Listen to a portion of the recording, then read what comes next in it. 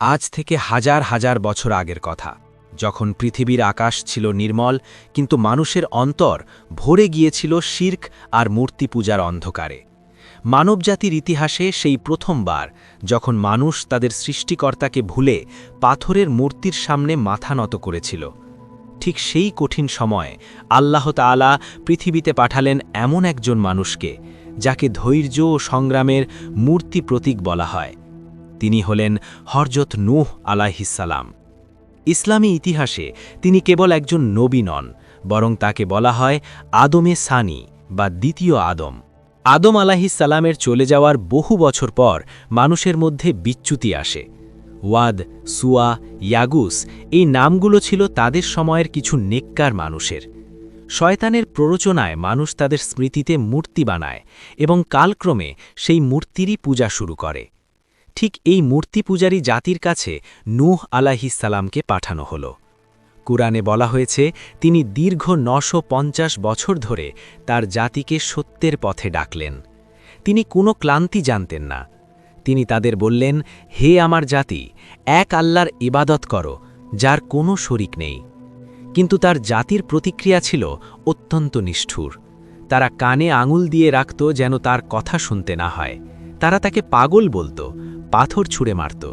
এমনকি তারা দাম্ভিকতার সাথে বলত, যদি তুমি সত্যবাদী হও তবে তোমার আল্লাহর আযাব নিয়ে এসো।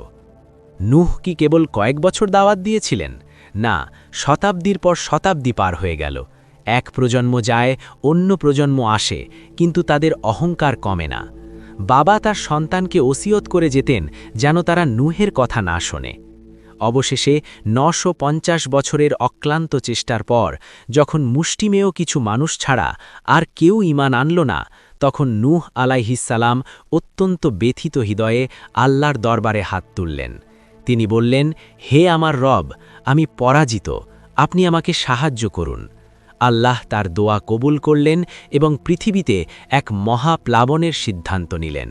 আল্লাহ নূহ আলাইহিস সালামকে নির্দেশ দিলেন একটি বিশাল নৌকা বা কিস্তি তৈরি করতে। এই নৌকাটি কোনো সমুদ্রের তীরে নয়, বরং লোকালয়ের মাঝখানে মরুভূমিতে তৈরি হচ্ছিল। জিব্রাইল আলাইহিস সালামের নির্দেশনায় নূহ আলাইহিস সালাম কাঠ দিয়ে বিশাল এই কাঠামোটি তৈরি করতে লাগলেন। কাফেররা যখন তার পাশ দিয়ে যেত, তারা হাসাহাসি করে বলত, হে নূহ, নবীর কাজ ছেড়ে কি এখন সূত্রধরের কাজ শুরু করলে? এই বালুর ওপর নৌকা চালিয়ে কোথায় যাবে? নূহ শান্তভাবে জবাব দিতেন, আজ তোমরা আমাদের দেখে হাসছ, কিন্তু শীঘ্রই এমন একদিন আসবে যখন আমরা তোমাদের ওপর হাসব। এই নৌকাটি ছিল ঈমানদারদের জন্য একটি পরীক্ষা এবং কাফেরদের জন্য আসন্ন ধ্বংসের সংকেত। সেই দিনটি ঘনিয়ে এলো। আল্লাহর হুকুমে আকাশ থেকে মুষলধারে বৃষ্টি শুরু হলো এবং জমিনের নিচ থেকে ফোয়ারার মতো পানি উপচে পড়তে লাগল। আল্লাহ নূহ আলাইহিস সালামকে নির্দেশ দিলেন নৌকায় জোড়ায় জোড়ায় পশু পাখি এবং তার অনুসারী মুমিনদের তুলে নিতে। চারপাশে হাহাকার শুরু হলো। পানি বাড়তে বাড়তে পাহাড়ের চূড়া ছাড়িয়ে গেল। এই প্লাবনে নূহ আলাইহিস সালামের নিজের এক সন্তান কানান এবং তার অবাধ্য স্ত্রীও রক্ষা পায়নি। মমতা ভরা কণ্ঠে নূহ আলাইহিস সালাম তার সন্তানকে ডাকলেন, হে আমার বৎস, আমাদের সাথে নৌকায় এসো, কাফেরদের সাথে থেকো না। কিন্তু অবাধ্য ছেলে বলল, আমি পাহাড়ে আশ্রয় নেব। মুহূর্তেই এক বিশাল ঢেউ তাকে ভাসিয়ে নিয়ে গেল।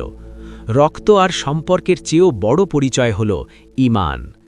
দীর্ঘ সময় পর আকাশ তার বৃষ্টি থামাল, পৃথিবী তার পানি শুষে নিল। নূহ আলাইহিস সালামের নৌকাটি জুদি পাহাড়ের ওপর এসে থামল। পৃথিবীতে তখন অবশিষ্ট আছে কেবল হাতে গোনা কয়েক ডজন মুমিন। নূহ আলাইহিস সালাম নৌকা থেকে নেমে আল্লাহর শুকরিয়া আদায় করলেন। সেই মুমিনদের থেকেই নতুন করে পৃথিবীতে মানব বসতি শুরু হল। এই জন্যই নূহ আলাইহিস সালামকে বলা হয় মানব জাতির দ্বিতীয় পিতা। তার এই কাহিনী আমাদের শেখায় সত্যের পথে ধৈর্য ধরলে জয় সুনিশ্চিত, আর আল্লাহর নাফরমানির পরিণাম চিরকালই ভয়াবহ। হযরত নূহ আলাইহিস সালামের ৯৫০ বছরের জীবন ছিল আমাদের জন্য এক মহান শিক্ষা। প্রতিকূলতা যত বড়ই হোক, আল্লাহর উপর বিশ্বাস থাকলে রক্ষা পাওয়া সম্ভব।